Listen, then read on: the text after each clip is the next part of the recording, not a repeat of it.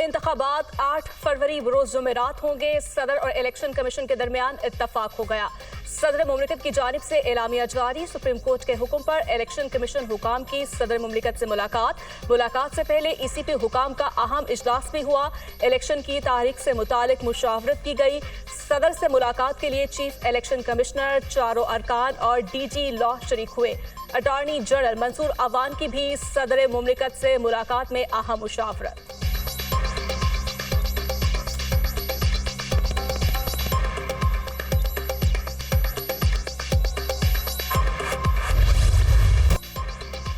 इंतखाबात की हतमी तारीख के लिए सुप्रीम कोर्ट का इलेक्शन कमीशन को सदर से मुशावरत का हुक्म। मुशावरत करके कल अदालत को आगाह किया जाए। उम्मीद है मुलाकात के बाद मामलात हल हो जाएंगे।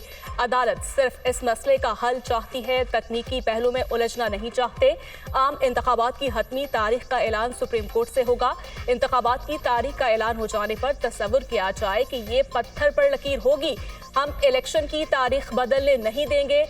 इसी तारीख पर इंतखाबात का इनेकाद यकीनी बनाएंगे। अदालत अपने फैसले पर अमल दरामद करवाएगी। दस्तावेजात पर सबके दस्तखत होंगे ताकि कोई मुकर ना सके। हतमी तारीख के बाद इसमें तौसी की दरखास्त नहीं सुनी जाएगी। तलखियां अपनी जगह पर, मगर तमाम सियासी जमातें अपना मंशूर लेकर अवाम में जाएं। अवाम को जिसका मंशूर पसंद आएगा वो उसे वोट देंगे। फैसले की 3 सर्टिफाइड कॉपियां अभी देंगे। दस्तखत शुदा कॉपीज सदर मुमलिकत, अटॉर्नी जनरल और इलेक्शन कमीशन को फराहम कर दी गई। सुप्रीम कोर्ट ने हुक्मनामा जारी कर दिया।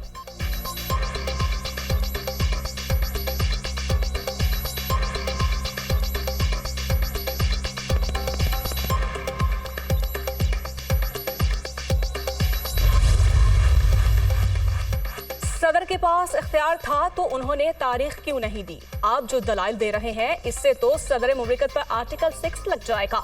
मेरी राय में अभी तक आईनी खिलाफ वर्जी नहीं हुई। 7 नवंबर की तारीख गुजरने के बाद आइन की खिलाफ वर्जी की बात होगी।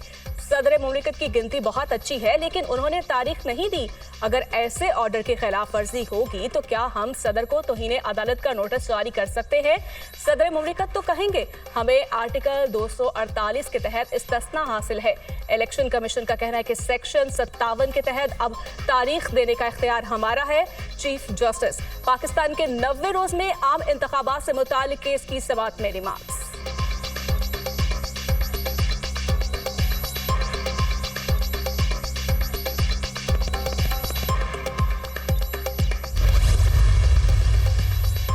इंतखाबात में इल्तवा के लिए इलेक्शन कमीशन समेत सब जिम्मेदार है। मुकर्ररा मुद्दत से ऊपर वक्त गुजरने के बाद हर दिन आईनी खिलाफ वर्जी हो रही है। हुकूमत, इलेक्शन कमीशन या सदर जिसने खिलाफ वर्जी की उनको नताइज का सामना करना होगा। आइन मुअत्तल करने की सजा पर आर्टिकल 6 लगता है। एक सियासी जमात से ताल्लुक रखने वाले स्पीकर ने इलेक्शन की दरखास्त दी थी। उनकी दरखास्त पर फैसला हुआ, फिर अमल ना होने पर उन्होंने भी तौहीन की दरखास्त नहीं दी। तौहीन अदालत की दरखास्त ना लाकर क्या वो खुद भी जिम्मेदार नहीं हो गए? जस्टिस अतर मैनुल्लाह का इस्तफसार।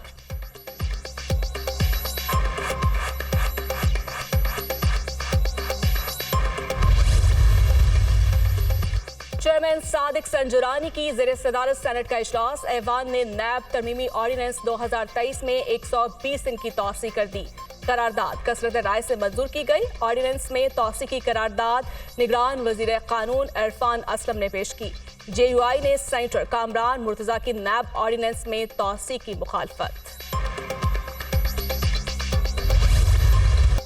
चमन और तुर्कम बॉर्डर से गैर कानूनी अफगान बाशिंदों की अपने वतन वापसी का सिलसिला जारी। गुज़श्ता रोज 17,118 अफगान बाशिंदे अपने मुल्क आए। अब तक 1,43,135 अफगान पनाहगुज़ीरों के अपने वतन वापसी हो चुकी। खैबर पख्तूनख्वा और बलूचिस्तान के मुख्तलिफ अजला में गैर कानूनी अफराद के लिए आर्जी ट्रांजिट कैंपस कायम। गैर कानूनी गैर मुल्कियों का महफूज इनकला हुकूमत पाकिस्तान की अव्वलीन तरजीह है।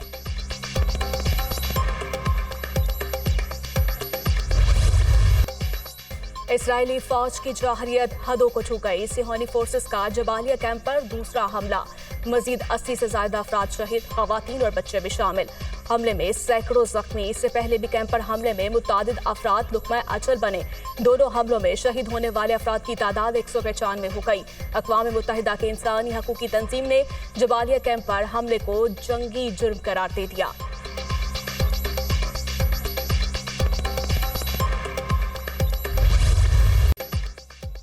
इसराइल का जंगी जुनून कम न हुआ, गजा पर वहशियाना बमबारी, मजीद 271 फलस्तीनी शहीद, हर तरफ लाशों और मलबे के ढेर। शहीद फलस्तीनियों की तादाद 9,000 से जायद हो गई, 3600 से जायद बच्चे और 2200 से जायद खवातीन शामिल, 22,000 से जायद फलस्तीनी जख्मी, 2,000 से जायद अफराद का तबाहशुदा इमारतों के मलबे तले दबे होने का खदशा।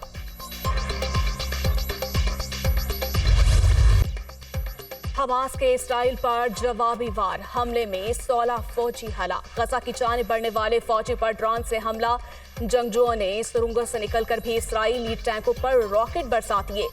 सियानी फौज को भारी जानी नुकसान, कई मुकामात पर मिसाइलों से हमले, मुतादिद गाड़ियां भी तबाह। गजा में जमीनी कार्रवाई के दौरान 15 एहलकार मारे गए, इसराइली फौज का एतराफ।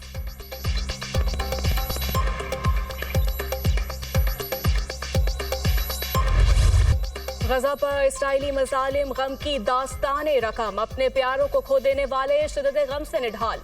जख्मियों के इलाज में मसरूफ फलस्तीनी डॉक्टर अपनी जख्मी बेटी को देखकर जज्बात पर काबू ना रख सकी।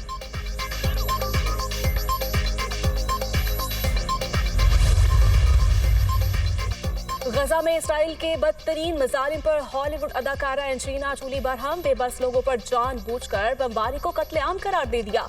गजा तेजी से इज्तिमाई कबर बनता जा रहा है, मरने वालों में 40% मासूम बच्चे हैं, पूरे खानदानों को कत्ल किया जा रहा है।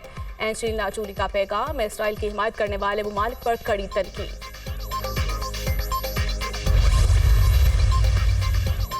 बेल्जियम के दारुल हुकूमत ब्रसेल्स में शहरियों का अमरीकी सफारत खाने के सामने मुजाहिरा, फलस्तीन के हक में नारेबाजी, मुजाहिरीन का गजा में फौरी जंगबंदी का मुतालिबा। लंदन में अमरीकी नायब सदर की बरतानवी वजीर आजम से मुलाकात के दौरान 10 डाउनिंग स्ट्रीट भी मुजाहिरे से भर गई। स्पेन के शहर मैड्रिड में शमए रोशन करके गजा से मुतासरीन से ज़हार यकजहती किया गया।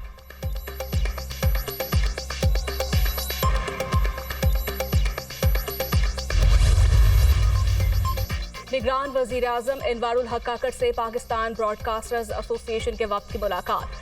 ब्रॉडकास्टर्स एसोसिएशन के सेक्रेटरी जनरल मियां आमिर महमूद भी शरीक।